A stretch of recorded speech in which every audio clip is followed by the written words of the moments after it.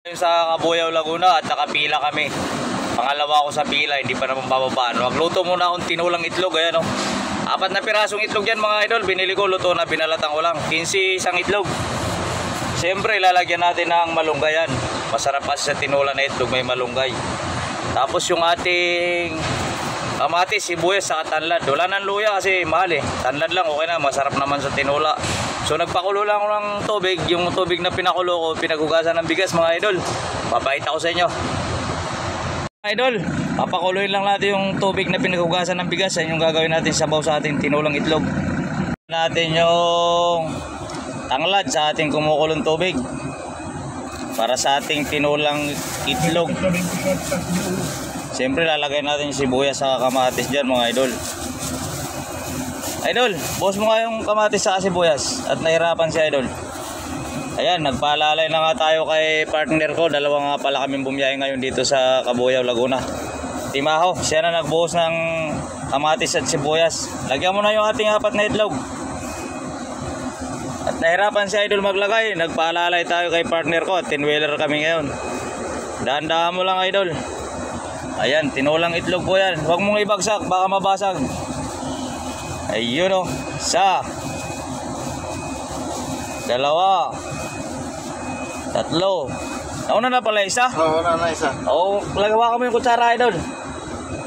Lagyan mo ng asin. Ako na. Kaya ko na yan. Lagyan natin ng asin mga idol. May baong pang asin dito. Kaunti ng asin lang muna. Magdagdag na lang tayo pag matabang. Siyempre yung magic sarap.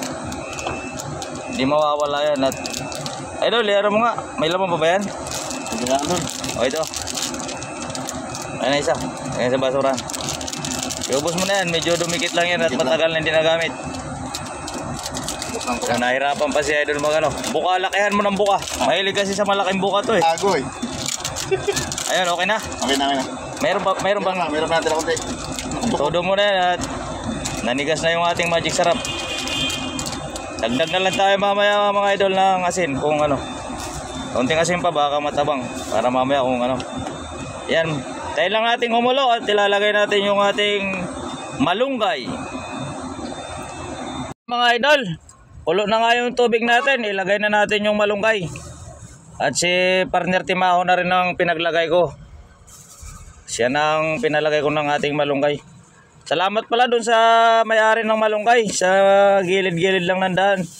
Hindi na kami nakapagpaalam idol at wala naman. Walang tao. Kumuha na lang ako ng 5 pack lang mga idol. Maraming salamat sa iyo idol. Sa tanim mong malunggay at nakinabang si idol kumuha ng 5 pack lang. So ayan. Tatakpan lang natin uli yan at para maluto yung malunggay. Siyempre timplahan ko muna yung alat kung kulang pa sa asin.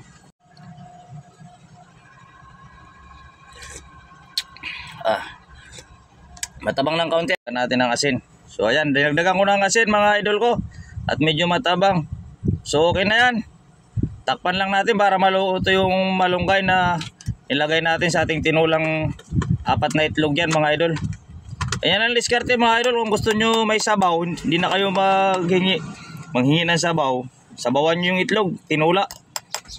Palike and share na lang po pag napanood mo itong ating tinulang itlog mga idol. Ayan o. 4 na piraso po yan.